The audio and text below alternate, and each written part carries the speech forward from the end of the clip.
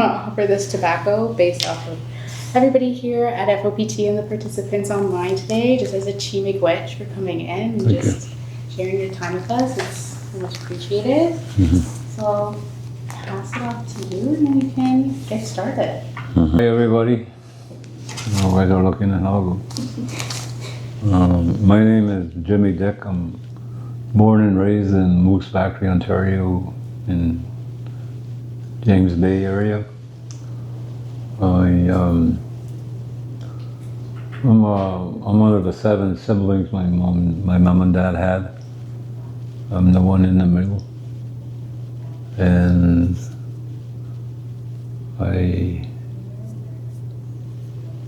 my mom, came from the western part of James Bay in Ontario. My dad came from the east coast, known as Quebec. So they settled down in James Bay. And my siblings, like I said, I had four brothers and 2 sisters. And I left, I guess when I was going to high school, I was 15. They sent us to Southern Ontario to go to school. And I want to introduce myself too. I'm also a singer and drummer, I learned doing that. But also I'm an educator and I'm an activist. And also I'm a teacher, instructor. And I involved with our family drum. Our group name is the Eagle Heart Singers. Since we started 1984. But after 10 years, my kids and everybody grew up into it, my sons, my wife, our children. And it's, so altogether 31 years as a family drum. My nephews joined in, my grandkids, grandson, and also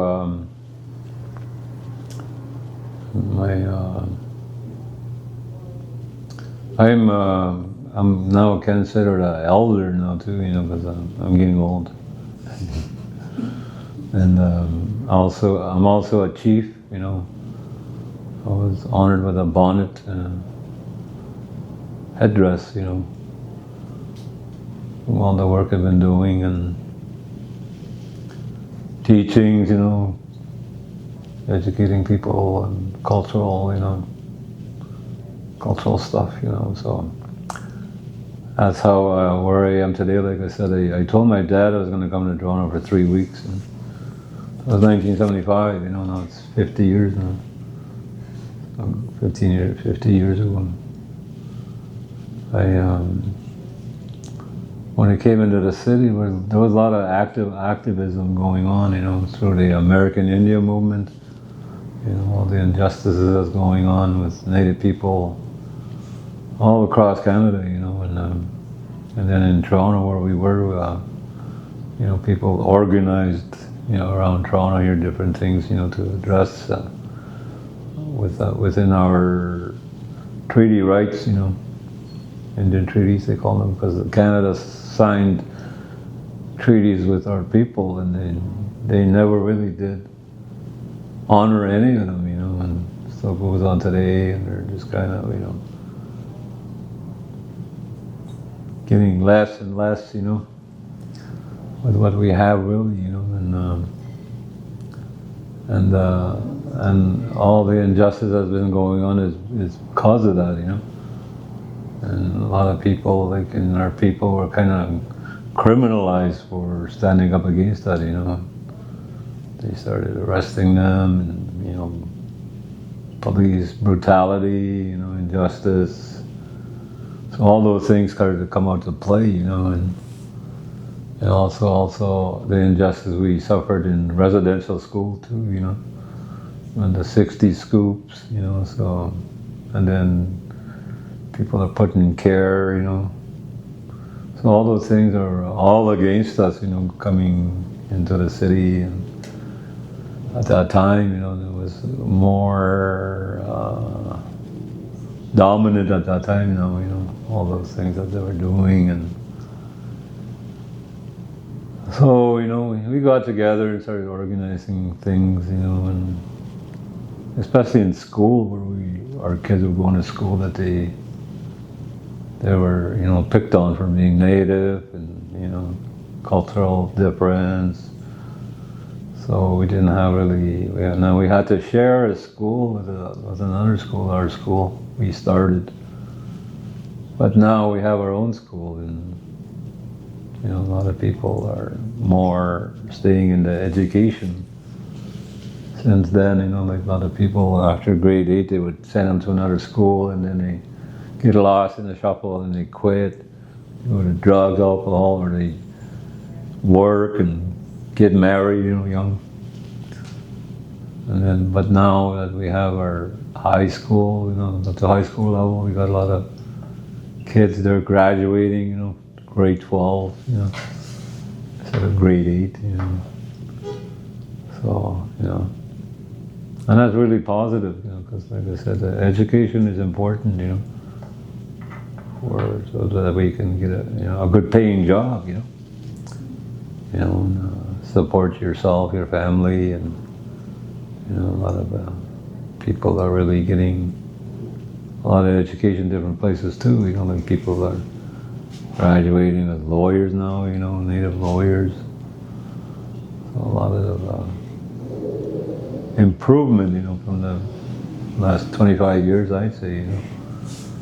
And then the native community agencies are doing a lot of good work within our community, serving our community, you know, getting, you know, support services or getting employment, training, you know, and people go learn how to start a business, you know, some people are going into the medical field, you know, a lot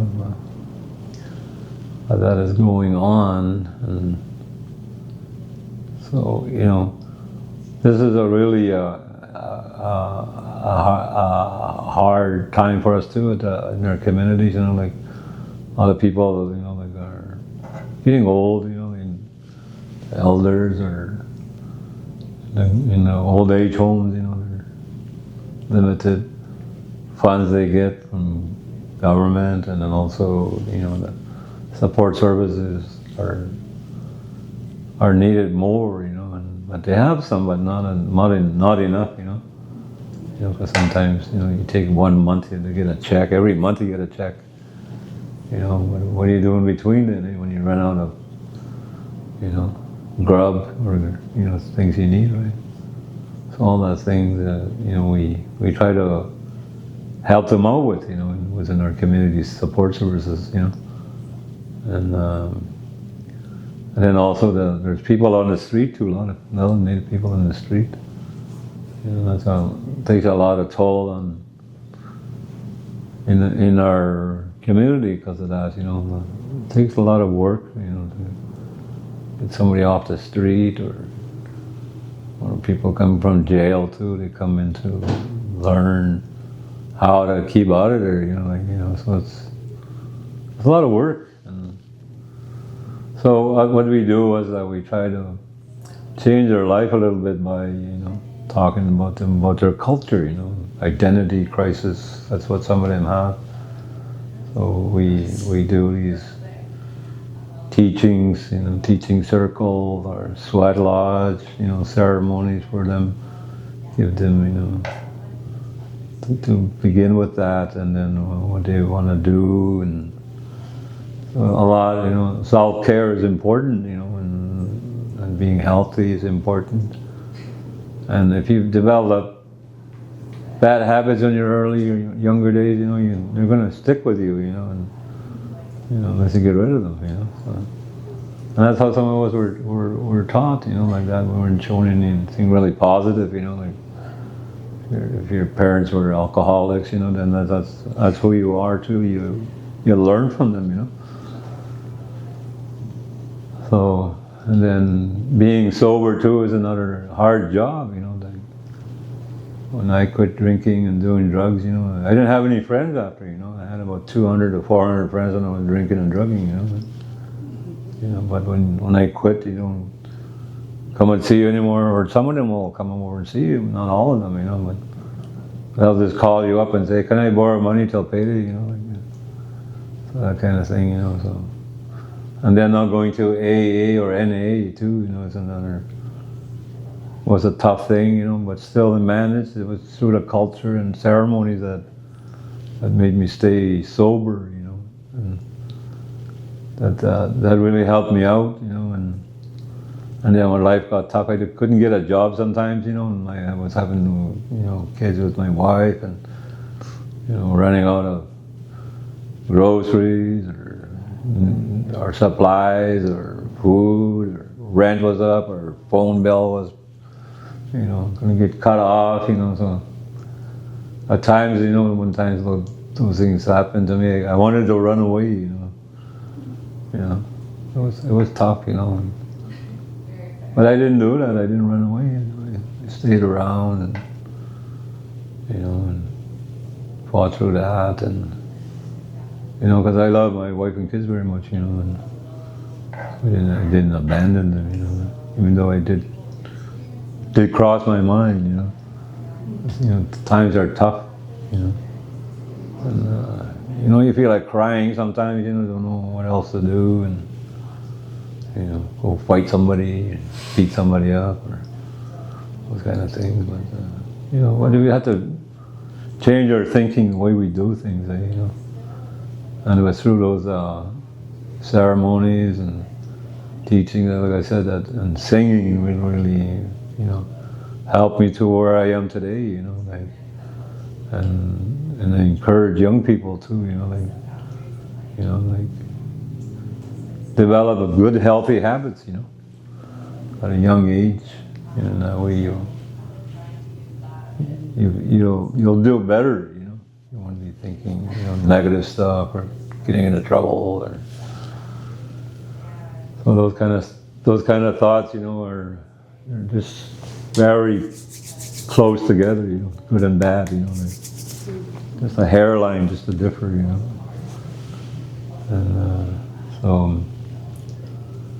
so we always try to pray, you know, pray, sing, you know, encourage me, have a good, healthy mind, you know. That's what really, and then we learn the teachings, you know, for our culture, you know, and also that I remember my dad telling me that, you know, like when I was turning 15, you know, finishing school, and asked them to buy me a pair of shoes, and you know, buy your own shoes. What? They said, you know, buy my own shoes. And what happened all this time? You're telling me to buy my clothes and all that. He says, you're a man now, you know. Yeah. Go find a job, you know. When you find a job, buy your own shoes. Oh, okay. Yeah. So sure enough, you know, I think it was a few weeks later I found a job, a summer job, you know, on our res, you know, doing odd jobs, stuck in our community, and you know, and on my first paycheck I bought a pair of shoes. You know, and told my dad, "Yeah, look at that." You know,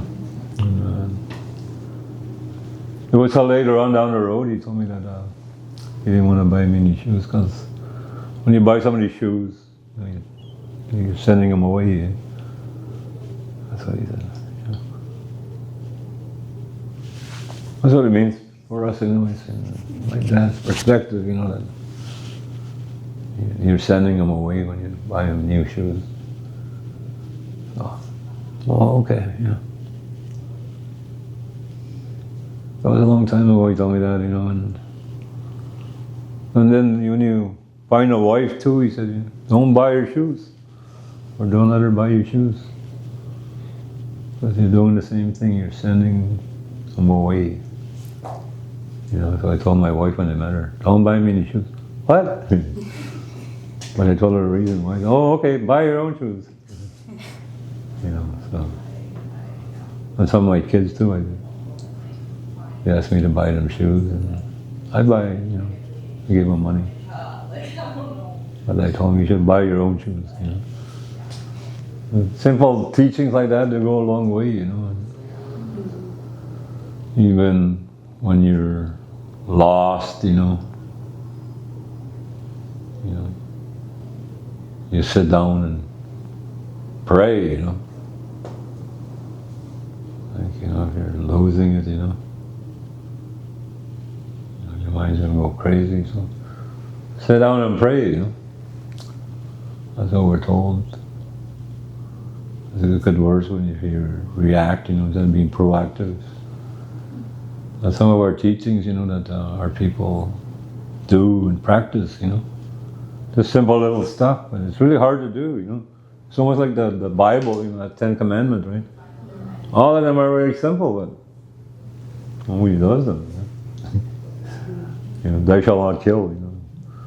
One of them, you know. And you know, about millions of people doing that, you know, killing people. Thou shalt not steal, you know. Another one. They do. People steal things. And, you know, so it's really, you know, simple things are hard to do, you know. And even if you make a commitment, oh, I'm going to quit drinking, you know, next morning, next day you get up and meet somebody that wants to give you a drink, you know, like, see how you really mean it, you know, like, that's the test that comes along after, come on, I got some beer, you know, those kind of things. And, but you know, if you practice your culture, you know, very hard, then it's almost like, you almost could be like an athlete, you know, an athlete that likes to train all the time, practice all the time, you know. And that's the kind of motivation attitude you gotta have, eh? You know. Just imagine if you did that all the time, you know, at an early age. Develop all these good habits, you know, and practicing your ways. You pray, and you know, you also fasting, you know, sometimes fasting, it's meaning no food and water for a while, you know. Cleans your body, you know. It cleans yourself, you're cleaning yourself. But also your mind, you gotta strengthen your mind. Because you know, your mind's gonna say, why are we doing this? Why us? Why me? You know, that's what it's gonna tell you. You know. Your mind's going to play tricks on you, you know. So that's when you got to have a pure mind, healthy mind. You know, and that's the last thing you want to think about is eating, you know. You're going to be out there, maybe sometimes they put you out there 4 days, you know, fasting, vision quest.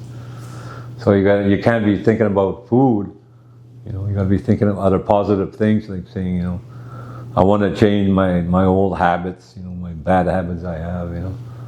I want to start getting up early this time, you know, and, you know, I can go look for a job or learn about a job, you know, those kind of things that we need every day, you know. Pay your rent, your telephone, all that, you know, so you gotta get up early and have that positive attitude saying, I can do that, you know, and I want to do it. And that's when you practice that when you're fasting, you're saying all those things you want to do that. You're talking to the whole universe, you know. One of them is going to hear your voice saying, hey, maybe wants to do that, maybe we should give him a chance. You know, so those kind of thoughts like that, like I said, you know. But meantime, while you're doing all those things, your body's cleaning itself, you know. It's reprogramming, you know. You know, you feel good.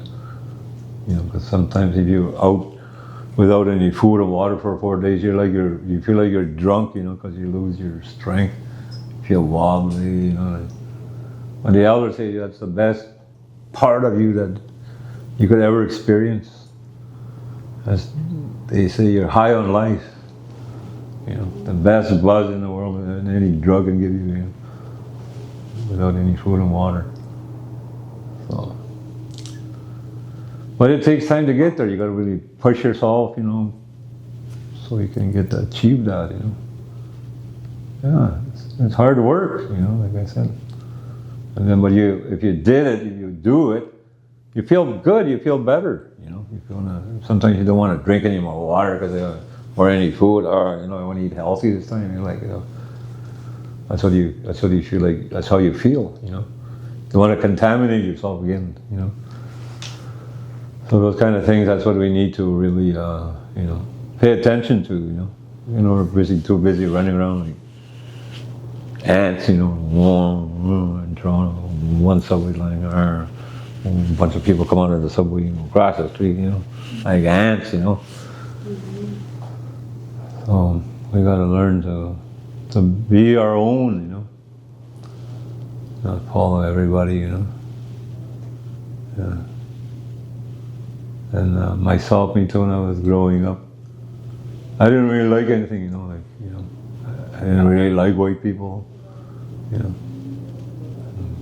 government, police, anything like that, so, you know, because they were negative, you know, they were real negative to our people, the church people too, so, and then among my people, I went to look for people that were like me, you know, that felt that injustice, you know.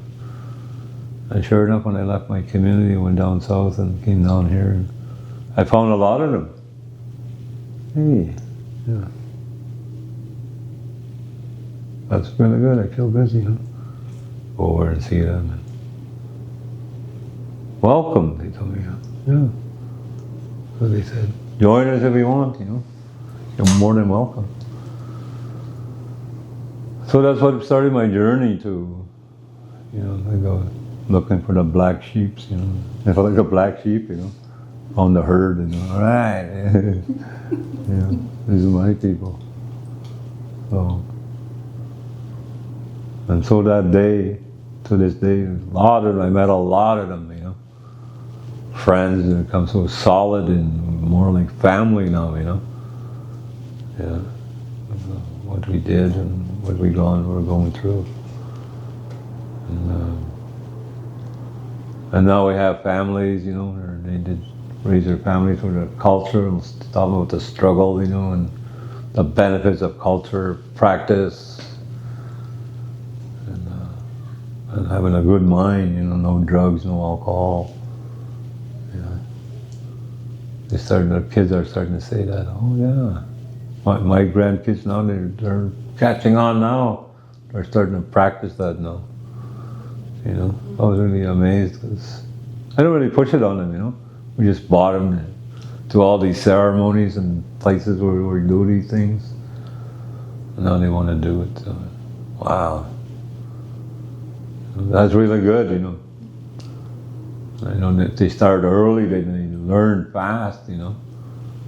You know, so those kind of things influence, you know.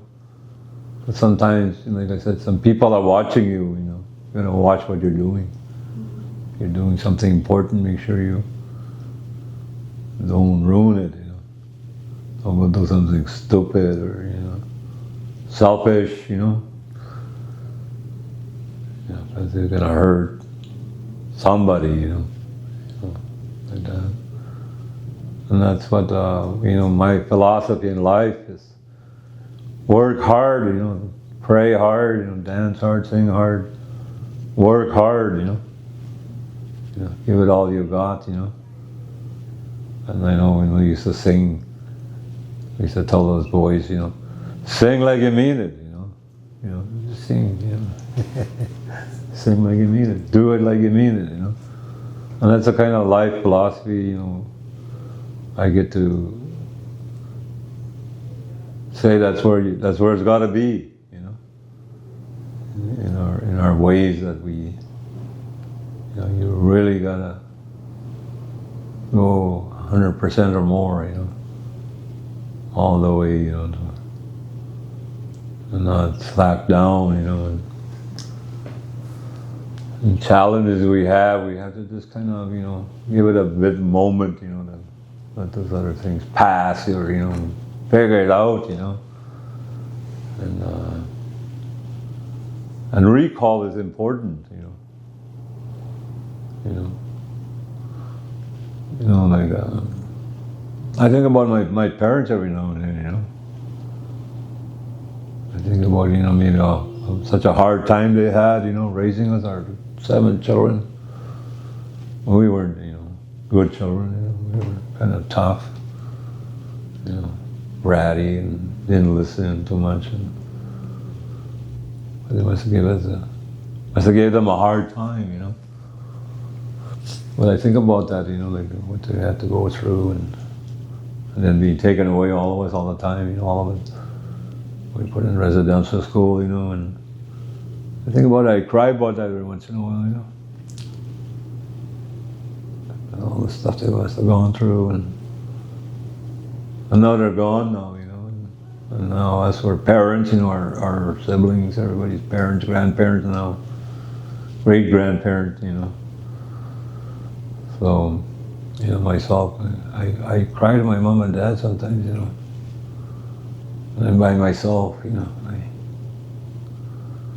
I tell them, you know, that I'm slowly understanding what you guys might have went through, you know. And now I'm getting old now too, you know, so a little bit older, you know. Like my health is kind of beginning going, you know, and I don't know how much time I have left on the earth, you know, like I don't want to die or anything like that, you know. I want to live a long life. But that's reality, though, you know. And I want to maybe take better care of myself, or don't do as much as I used to, you know. That's the way I'm thinking. And to really, you know, help them out. Also, too, the other thing too is to be a good influence on somebody, you know. A good impression. We try to leave a good impression, you know. I know I was an asshole so many times to some people, you know. But again, that's what happens, you know, when you're not right or something. There's something wrong with you, you know. You have the asshole impression on them. You know, you mentioned your name, Jimmy Dick. Oh, that asshole! You know, because you did something wrong to them, you know, like, I didn't like it. So that's why I was saying about trying to have a good impression when you meet people, work with people. That's what I try to do now, you know, and I guess that's part of the asshole teaching. You got to learn, you know. Learn not to be an asshole. You know. And always do good, work hard, you know. If you're going to say you're going to do something, do it, you know. Don't change your mind, because, you know, somebody's watching over there, you know. Those kind of thoughts, thinking like that, you know. And and through trying to encourage people too is like love, okay, for example. You don't only express love one way, you know. There's many ways you can express love to people. My wife, for example, you know, I get to show her that, you know, in many ways, you know. And I even tell my kids, you know, if you love somebody, you know, treat them good, you know. Fix them something, you know. Give them something, you know. That way they'll remember you, you know, how you treat them, you know. My dad told me that a long time ago. If I ever met anybody when I traveled, you know, from long ways, you know, treat them like a king or a queen. Because, you know, down the road, he says, that's going to come and face you one of these days, he said. You know, you're going to meet that person. How you treated them is how they're going to treat you. You know. That's the word. I met that happen a few times to me. You know. you know, I was kind of in between, you know, but they still treated me good. They didn't treat me bad, you know. But that was me, you know. I didn't go to 100% to treat them like a king or a queen. And that's when I realized that, you know, my dad, I hear my dad in my mind, you know. Treat him good. So those are the things that we need to really practice, you know. The way we are, you know. Our old self to our new self, you know. So really that's gonna help you out, you know. And also they say that what you give out, what you send out, comes back to you, you know. I tell that my nephew, he lost his wallet last week. Oh, Uncle, he says, I lost my wallet. Huh? Where? He says, I don't know. Gee, I said, you don't remember? No. Anyways, you know what, nephew, I said, if you're a good person, you'll get that back. I said, you know. If you're not, then you're not going to get it. Oh, okay. Am I a good person? You can ask his cousin. He was sitting with my son. I don't know. I think most of the time you were. So anyways, he came this week. He said he found his wallet. Somebody turned it into the TTC lost and found. That's what he told me yesterday. Hey, Uncle. He said, what? I got my wallet back. Oh, yeah. That's great, man. Where'd you lose it? TTC. Oh, okay. That's good, you know. At least you know you're a good person. Yeah. You know, those things, you know, they come back and, you know. Same with my other friend, lost the phone. My wife did that too. Honey, she said, I lost my phone. What the hell? I said, you're like the one that always has a phone right in her hand. How do you manage to? I don't know. My mind just went and I was doing something, and all of a sudden I was trying to find my phone. I couldn't find it, she said. Anyway, she got it back a couple hours later. Yeah. So those kind of things, you know, that's what they say. They come back to you, you know. They really, like these teachings we have, they're not bullshit, you know. Like, you know, they're real, you know, real stuff. And our culture too, what we practice, you know. That when we offer tobacco, like we eat tobacco, you're asking me for something, okay? So that's our way too, you know. A long time ago, before the white man came here, our people were given tobacco. He said, "This is what you use to live on the land." All right. Yeah. Go over there and talk to that tree. Say, I need some wood, or heat my home, or make something. So give him that tobacco, and you know, help me out like that, and you know, put it on the ground. Yeah. Some of those things that we still practice that today, you know. We go hunting. Just praying too with some kind of crisis going on, the world wars going on over there. You know, you don't pray that one of them kills all of them, but so they smarten up, you know, that type of thing, you know. So, like a tobacco, like I said, you talk to tobacco, and tobacco helps you out, you know. And even when in our land today, we still practice with this tobacco, you know. You know, we learn how to use that, you know. You know. Like yesterday, we thought about the Little Bighorn battle, you know, the victory of Indian people, right? First people of color that defeated the white man, you know.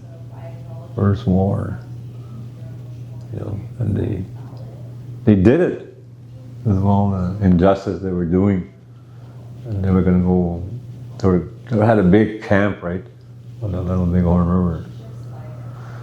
Anyways, Custer thought, There was only a few hundred in there, like, 100 maybe more. But he didn't know there was about 5,000 Indians in there. Yeah, he underestimated those Indians. Well, kick their ass, You rode in there, you got ambushed, I read one time that one of those soldiers had like 16 arrows in them, and they pulled them out. 16 of them. So there must have been a whole whack of Indians in there going on, and they got killed. That's our first victory, when that happened in Little Bighorn. And that's why they have that right today. They have that American flag,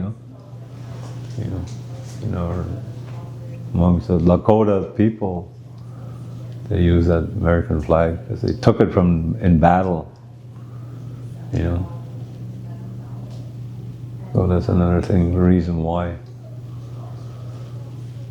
Also, too, our ways, the eagle feather, the eagle is our messenger and protector.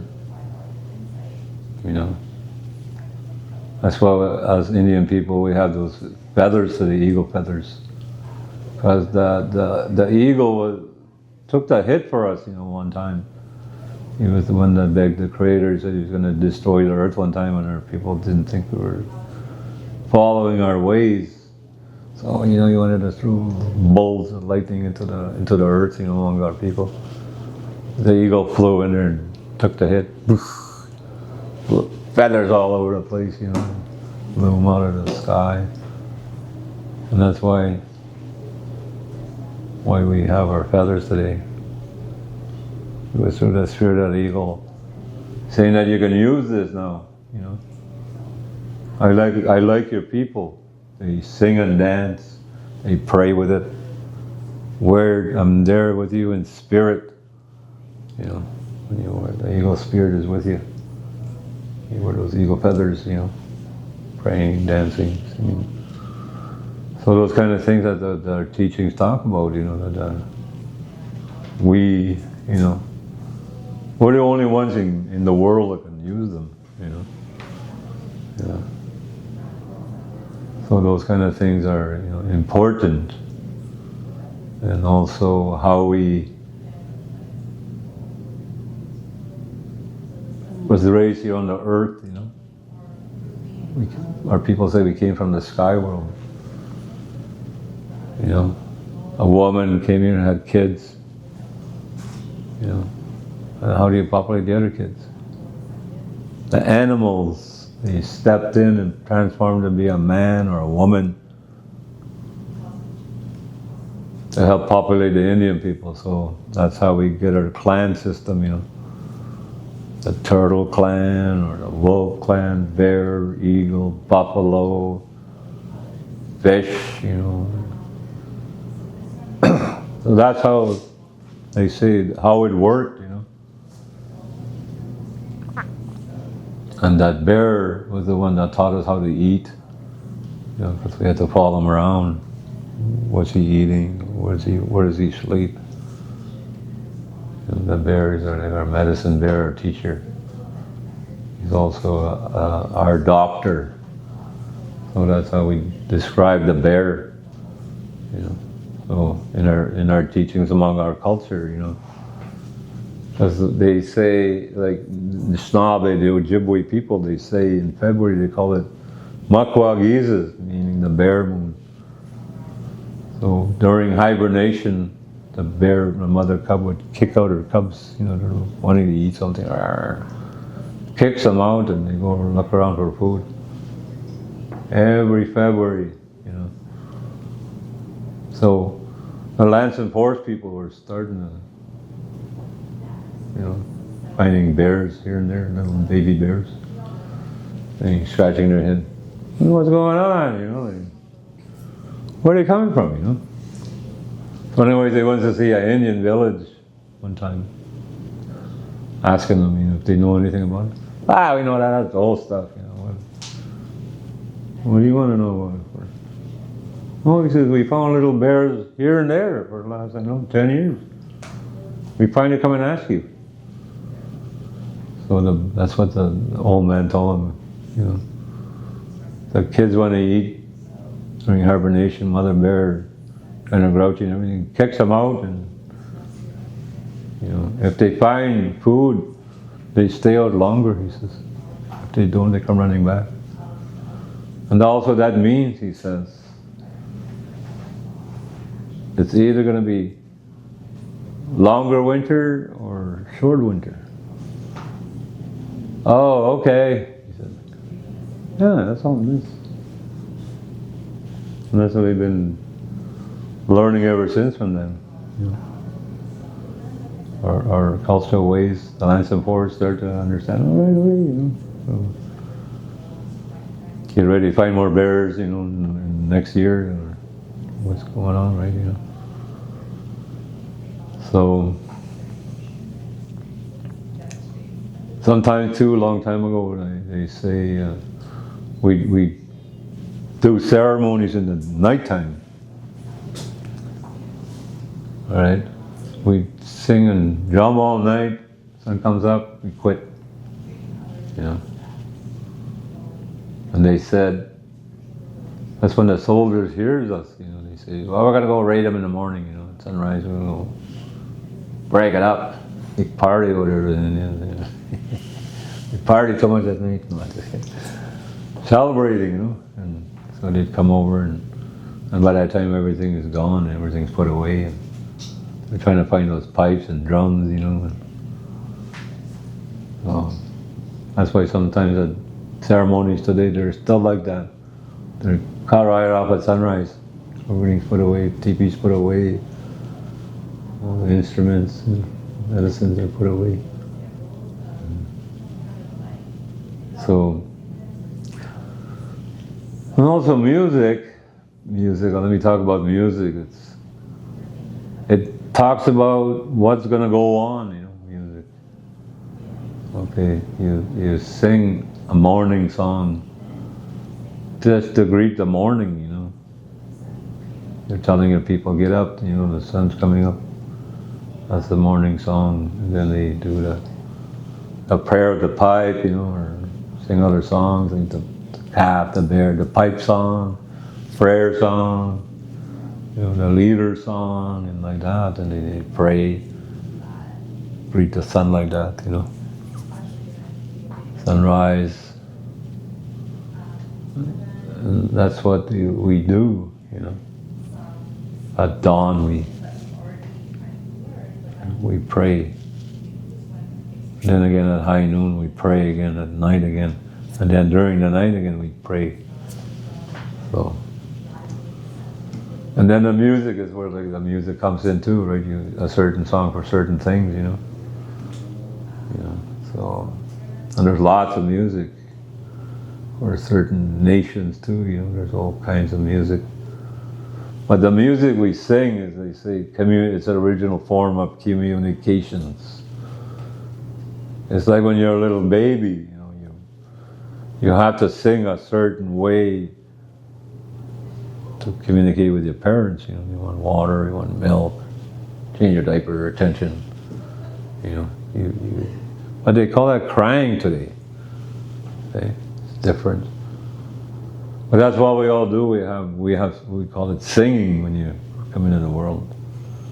That's how you communicate. But we don't do that anymore, right? You know, like some people say it's different, you know. But that's how we sing. We learn drums. We learn that music, how to communicate. And there's certain ways to communicate with so many things, the people, the creator, you know, the sun, the moon, the rain, the thunders, and all that, you know. There's certain songs for those things, eh? So that's what I can say about that drum. Is like the drum is also the heartbeat of our people, you know, the earth, the people. You know, when its body sitting gently, quiet, you know, and pumps, your heart is pumping blood. Boom, boom, boom, boom, boom, boom, boom, boom, boom, boom, you know. Your heart pumping blood. But if it plays a faster beat, then you're doing something physical. You know, maybe you're exercising, maybe you're running, like that. You know, that's how it works. You know, and that's really incredible feeling after, you know. Also from singing, you know, you feel really good, you know, because you're using your muscles, your voice, your energy, and you're cranking it a little higher all the time. You feel really good, you know. After you work out, yeah. Same way as drumming us too. It's the same way. Well, energized, you know. Don't really feel like going to sleep after right away. You know, up for 2-3 hours after you finish singing. Hey. But that's how it is, you know.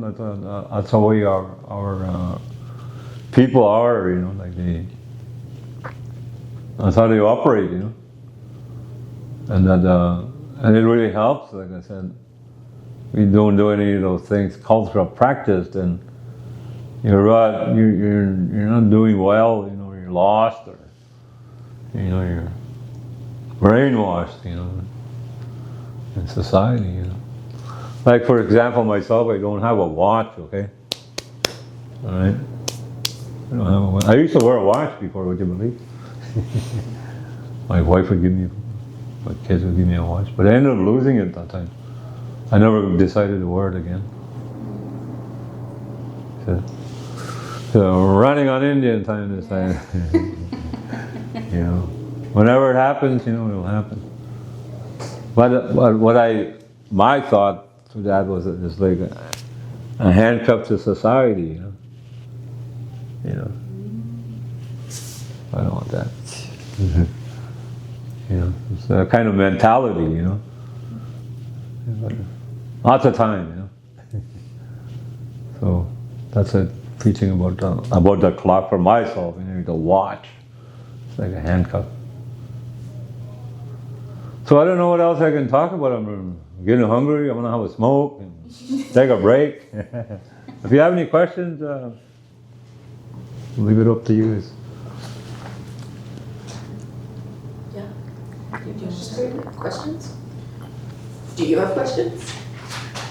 A little bit. I was really interested in what you said about like animals that come to help to populate, like regarding like the bear clan and towns. So, like how many like animals? Probably over 40 animals. You know, like different nations. They have their story. And those are the animals that are common in one group of people. There's only one group. Okay? And in other nations, they have other ones too. You know, the people further south, like up north too, in the territories, they have a big group of people too. They have their own, they have animal representation. Same as us, our Cree and then Ojibwe people. Go down Lakotas and you know, all many different nations all over the world. They have their own clan system.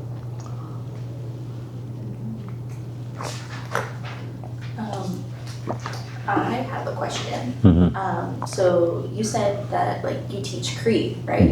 How did you get into start doing that, and like how did you get into like becoming like an educator? It was through the Native Canadian Center. We were doing. I was doing the cultural program position.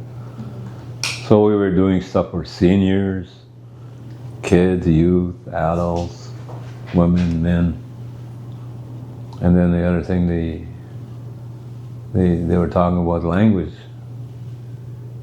All right, so majority of them were Cree, so we found a Cree teacher to come in and teach. But by then, like, but that time though, she was kind of old, you know. She didn't want to.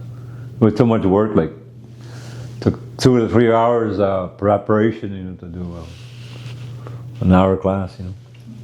So it was getting too much work. So, anyways. I helped her in the classroom. We spoke the same language, you know. Then she said, maybe you should start teaching, you know. Yeah, okay. I gave her a break, so I did. That was 1997. Oh wow. That's awesome. So I've been teaching that, and even through drumming I teach the young guys that come to our drum. If we're going to sing a Cree song, I tell them these are the words. This is what they mean. Okay. Start doing. Yeah, but that's how I learned. That is how I started. That's awesome. Thank you for sharing. Mm-hmm.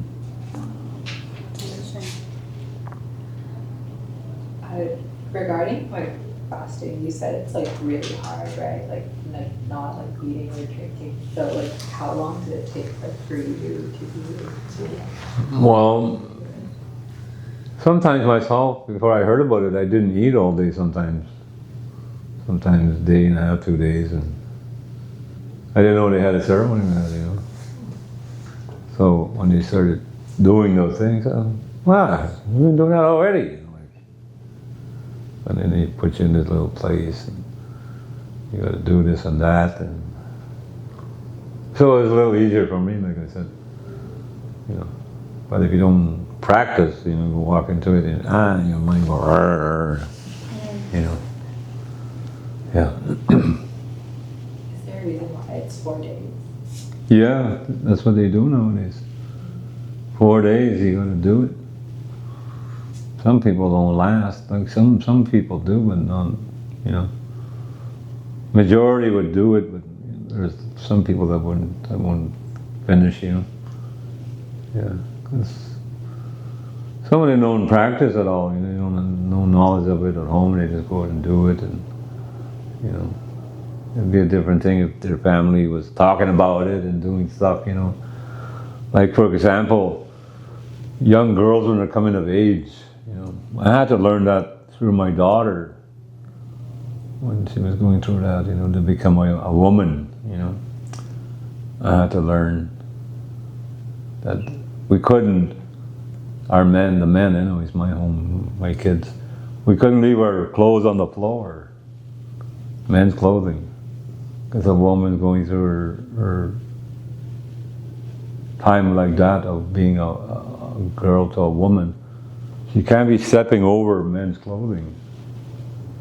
So we had to take our clothes and put them away, make sure you know that you can walk properly.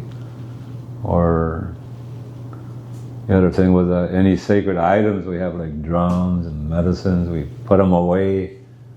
You know, she can't use them, touch them, so that's another thing. And then that we had to not be around, you know, she can't be around when they do ceremonies. You know, they stay home, they're shown different things to do. You know, how to take care of themselves with their grandmother and auntie. You know, and then after that, they fast for a year. No berries, no strawberries.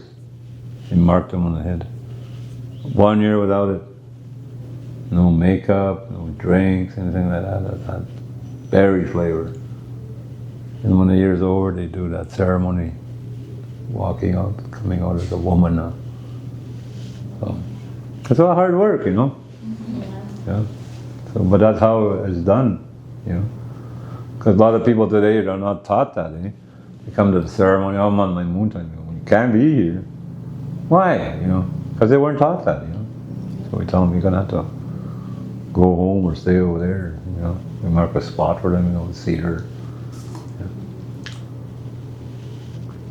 Interesting. You mentioned like earlier, like the sky world. Could you just like explain more about that? And like, I think that's like really interesting. Well, you know, they say we're star people, you know. And my people, where you come from, they say the northern stars are home, you know. And we're supposed to be doing a ceremony called the Northern Star Dance of reconciliation and healing, but it hasn't been done yet. It probably will be soon, but that's where our people originally come from, in the Cree people. In the longhouse people, Nishanawbe, they say they came from the sky. You know. One day, out of curiosity, this lady looking through the hole of the sky, that she saw the earth down there, right? Really wanted to go down there, and she was picking food and stuff like that. By this big tree that grew everything, right? The biggest tree, all kinds of food and fruit and everything. Anyway, as she was digging around there, she fell through there. But on her way down, she tried to grab branches to hang on. No, she didn't. Fell to the earth. This planet, water planet. So the animals, when they saw that happening, they all got together saying, "We got to break her to fall," right? You know, so the birds went up there and punching them, and all flew together, trying to lower her down slowly, and then animals are meeting over here saying, we need something to do. So the turtle said, "Okay, well, put them on my back." Okay? So they put her on there for a while, and then he said, "We need land." So all the animals decided, "Okay, we'll go look down there in the water, in the bottom." The only one that made it was the muskrat. All the other animals couldn't make it. One of them died, and the muskrat was the one that died. But he had mud. When he opened his paw, hey, he got mud. So that's how the earth was created, on the turtle's back. A woman danced, and all the things that seeds that were in her hand, she put them in the ground and planted them. So today we call this Turtle Island. Okay, that's our people's initiative, Turtle Island. It's not North America. Us is Turtle Island. So that's how that beginning of time, and a girl or girls, you know, to marry that kid, that woman's kids, so they can populate. So another one, when they had kids, another one had to, you know, things like that. So and so on. So. That's awesome. Thank you so much for sharing. You just want to take a break? Yeah, I wouldn't mind. The smoke. Yeah, have a smoke. I don't know how much time we have left. Okay. Yeah, I'll take a little break. I'll move around. Awesome. Just for you online there. We're just going to take a little break, and then we'll come back with a few. Okay, thank you. To like 8, just for yeah, we have about 30-40 minutes left of your time. And we have more questions, so I think, yeah. So I just want to share. If there's like any like other like creator stories you would love to share, like I really love learning about it. I think that's like really cool, like what you mentioned about like the animals and like how Turtle Island came to be, and if there's anything else like along those lines you'd like to share, I'd really love to learn. Well, I bought a drum here too. Maybe I can sing a song, and don't wanna bring this drum for nothing. Yeah, we'd love to hear it. Play a song.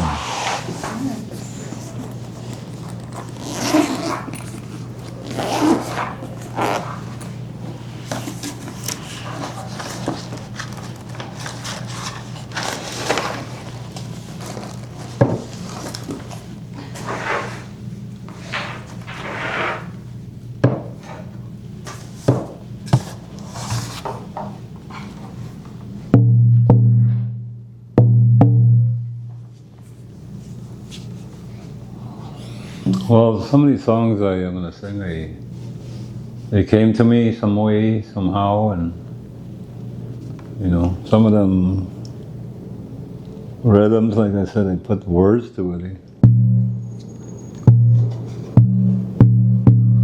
Like this first song, I used to work as a social work, you know, social worker for I don't know how many years, and I was on the crest of burnout, you know, lots going on in my life, you know, with work, my personal self, my family, my wife, and the responsibilities, gotta do laundry, dishes, anyways. I was on the verge of burnout when the song came to me. We have all these dates. My wife has got a movie, a laundry date, some other things we do. So one time we went to do laundry. We had about 7 bags of laundry, big bags of laundry. And during that time we're filling up our washing machines. She got a call saying that she was needed over in Scarborough. And so she said, Jim, she's got a master come out to Scarborough to help some women's group. You're gonna have to do the laundry yourself. I said, all of them? Really? I'll be here for a couple of hours. I think by the time you're done, she'll come pick you up. Yeah, I think she'll be all done by then. I said, okay, She took off and I finished loading all the stuff, and then I was in the laundry by myself. Yeah. So I was there singing songs, and all of a sudden this song kind of stayed with me, and then finally finding a word for it to come, so this is what that song, this is the song here.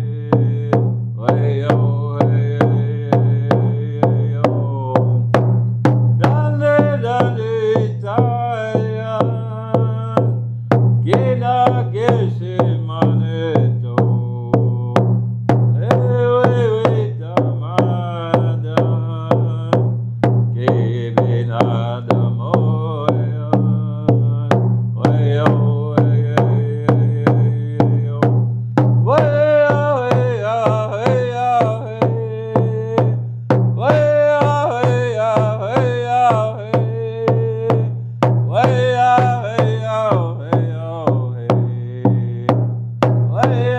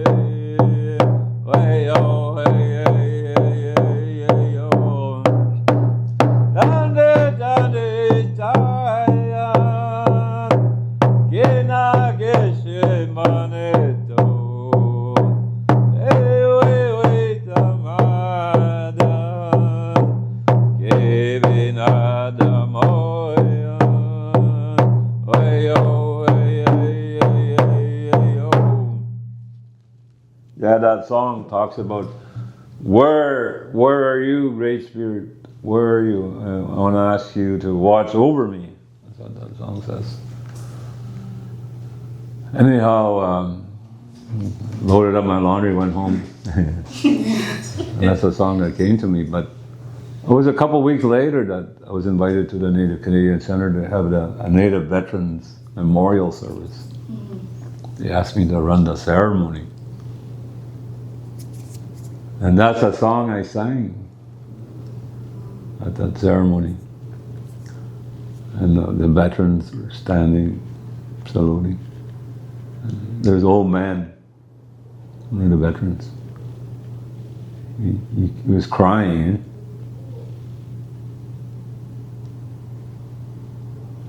That song really hit me, what you were singing. He said, I understand what you're saying.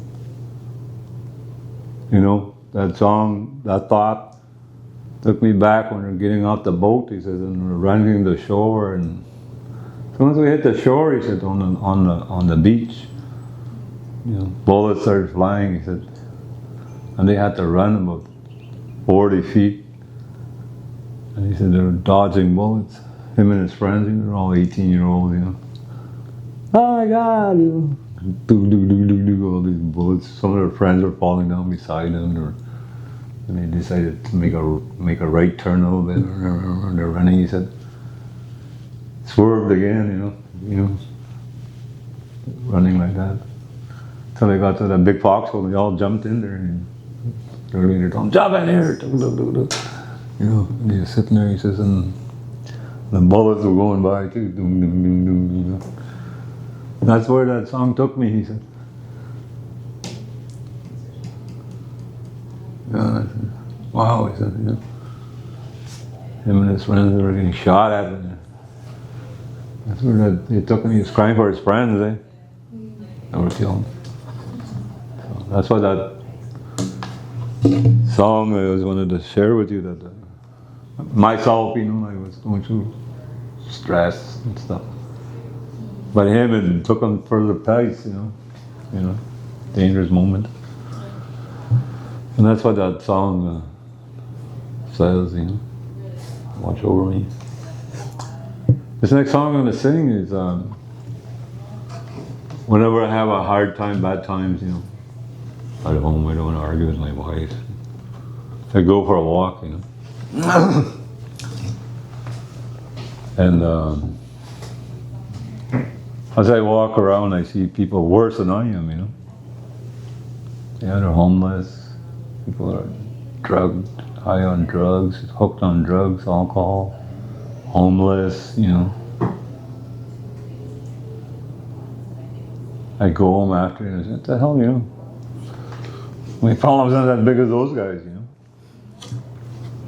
Anyway, this is the song that came out of that.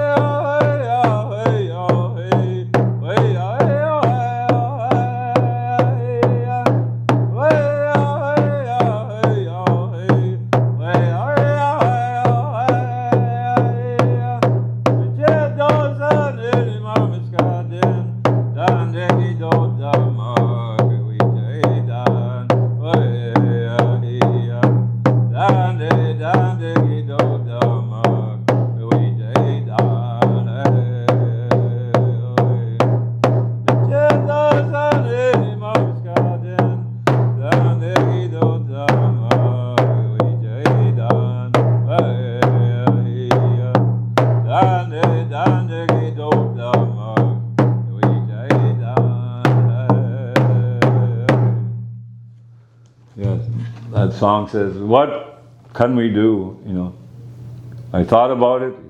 I thought about it. What can we do to help you? That's what that song talks about.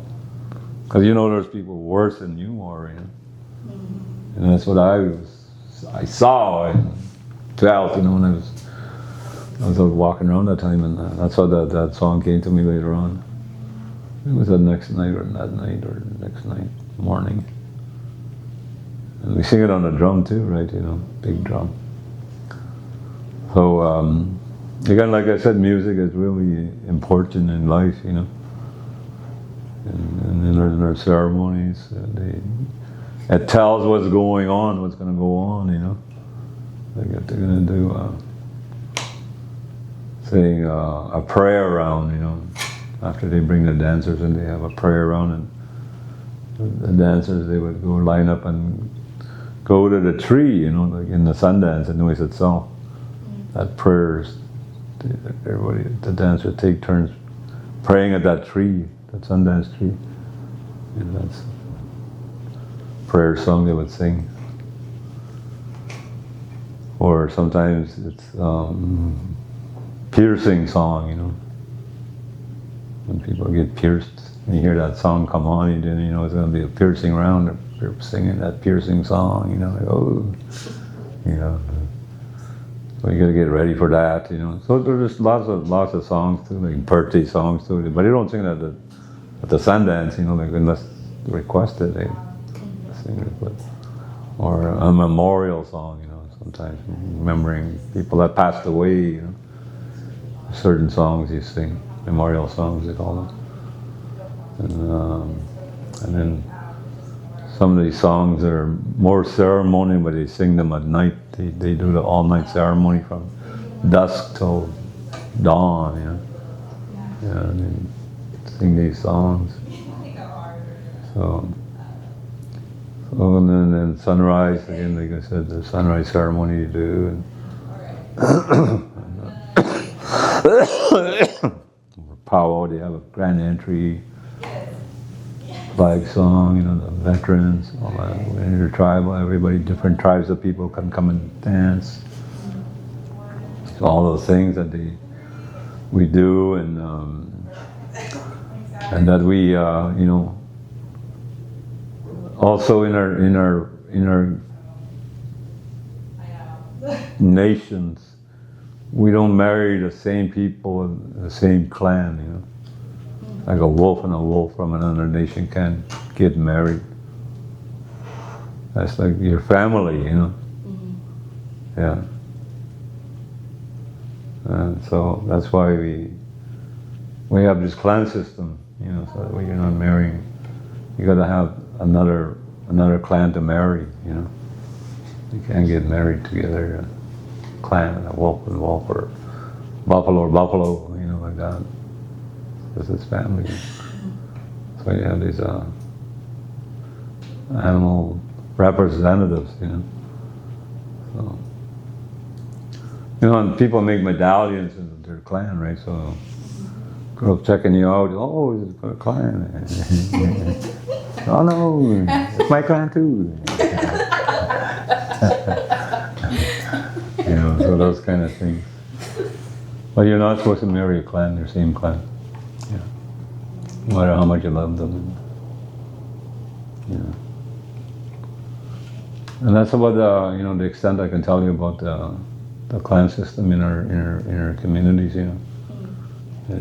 That's what their laws, you know, natural law too, is when the woman is on the moon time, they can't go to the ceremonies, or powwow, or, you know, sweat, you know, stuff like that. Sundance ceremony they can't attend, they gotta, you know, stay at home, take care of themselves, you know. And they're taught at a young age, like I said, 9 or 10 years old, they go through that. And boys too, puberty, they take them fasting, you know. And their voice changes, you know. They take them out on the land and fast for 4 days, you know. Yeah.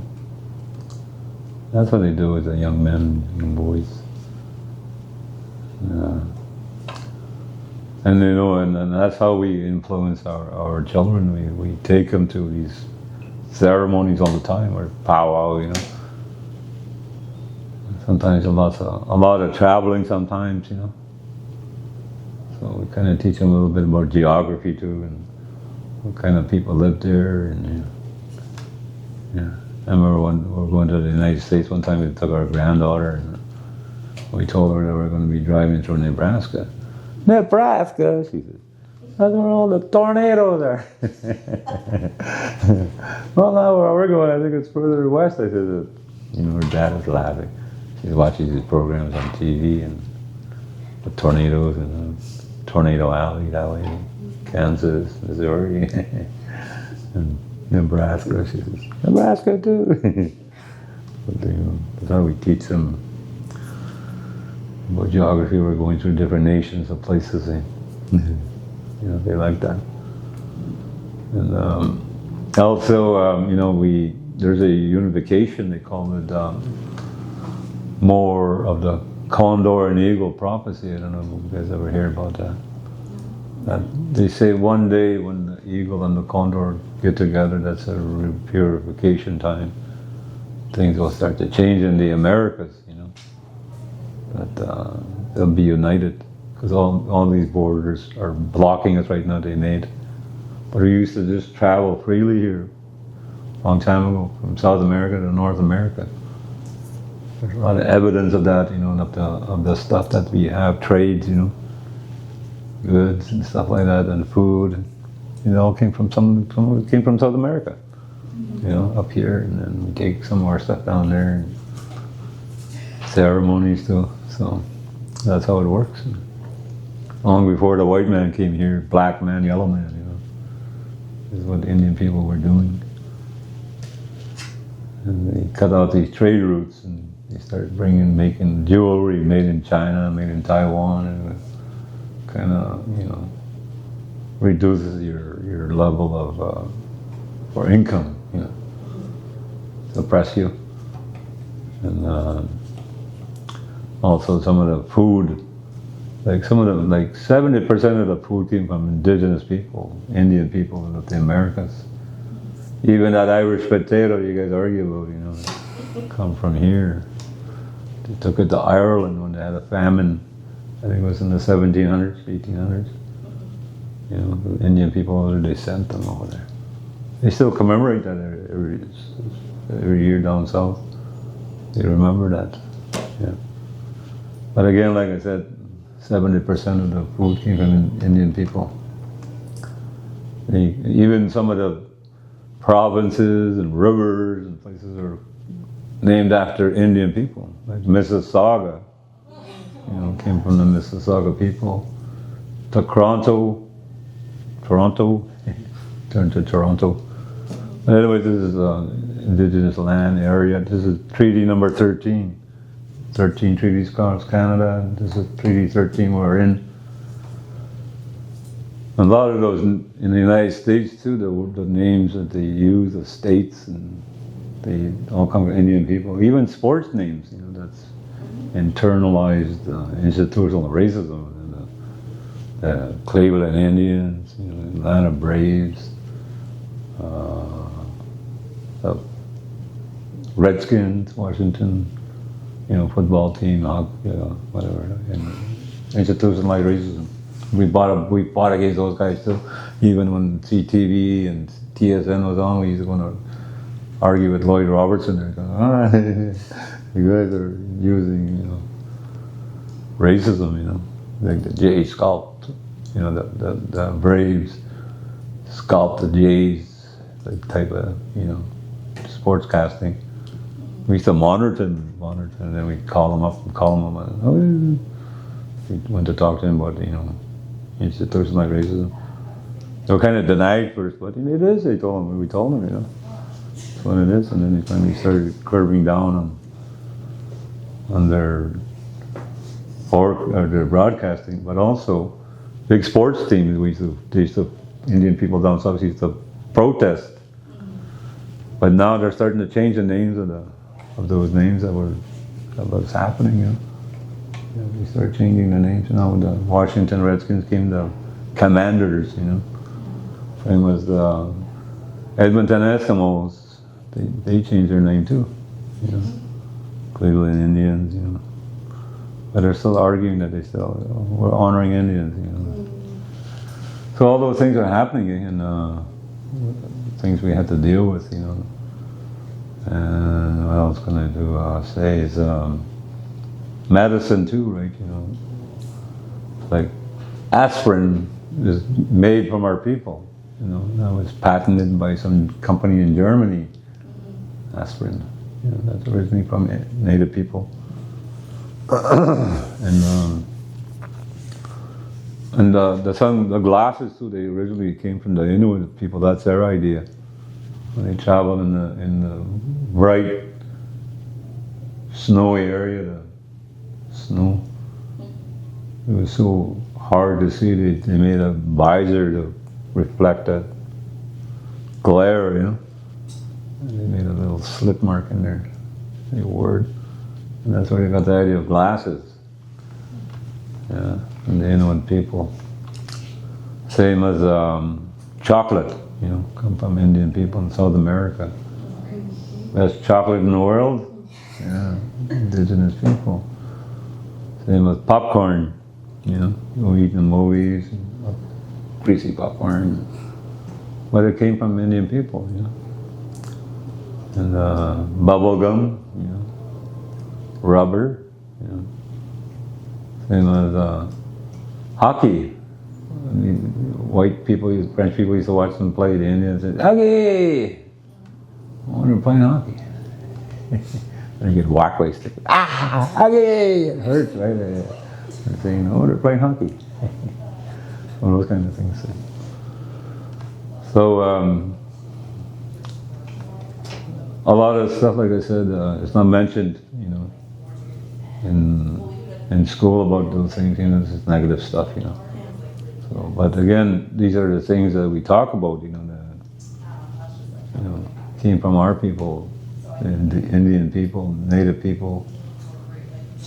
And same as the language that the Dene people spoke. They're the ones, the code talkers in the army in the war, Pacific War. They won. They used that language to talk what's going on, right?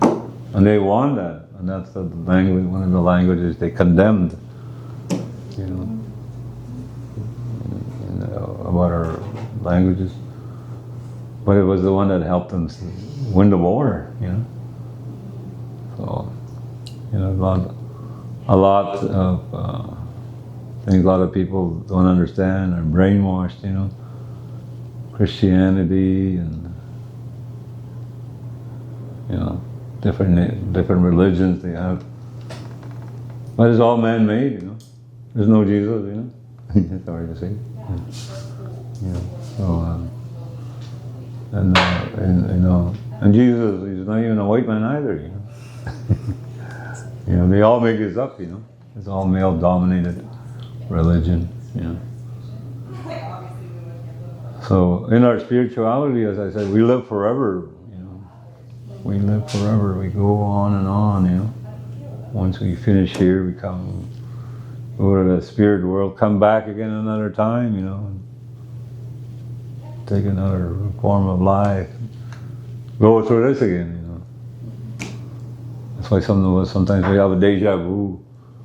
I think I've been here before, or I met you before somewhere, you know, you have you know, you know, those kind of things and thoughts, you know. That's what happened to me quite a few times with people. Where do I know you from? I don't know. I know first time I met you too, but you look familiar with somebody, you know. So anyways, those kind of thoughts, you know, in our life. It's always good to pay attention to your dreams too, you know. You have dreams. What you dream about. I'll give you an example. I had this dream one time that they were giving me an eagle staff. You know, when I got up that morning, I wrote down my dream and then I drew that staff how it was. Anyways, put my books away. forgot all about it. A few years later, this thing happened. They gave me an eagle staff. So I went home, and my brother, my youngest brother, Oliver, was with me. And we're having tea, a little snack, after that ceremony. You know what, Oliver? I said, you know that dream? I said, you know what happened? I said, I had a dream about that thing. Really? So, yeah. I wrote it down. Look at my books. Dug around, I found my book. I found it and I showed him that. Holy Christ, bro. Yeah, I already knew about this long before these guys did it. So, exact the way that the eagle staff looked, the same way I drew it in there. Yeah. So, anyways, dreams like that, I said, incredible. And just like you're there, you're right there. Yeah. That's what happens with some of those dreams.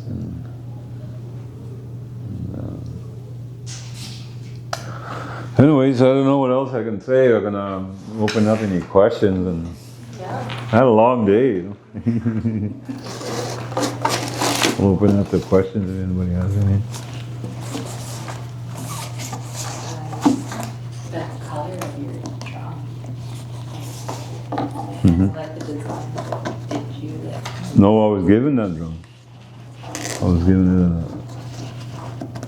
it at a ceremony my friend invited me to, but it represents a human being, male and female. So the colors of that drum represent. It also represents the berries, strawberry, blueberry, and those are the lightning in between. Yeah. What is the lightning? Thunder beams. We quit Junko for your teachings, your time, and your humor. Oh. Our participant online. Yeah. Okay. If you have any questions as well, Other thing I was about to mention about the young girl, you can't carry babies around. Young babies? Yeah. That's another thing I forgot to mention, but that's okay. But again, just realizing it now. Okay, awesome. Thank you so much for coming. This was really good. And if you enjoyed it online, there are other programs that we have, like for example, the Building Our Bundle program. It's an 8-week psychoeducational program designed to help youth. Mentorship as well. We also do cultural counseling. Yeah. If you want to find out more, you can look on our website and all the information is there.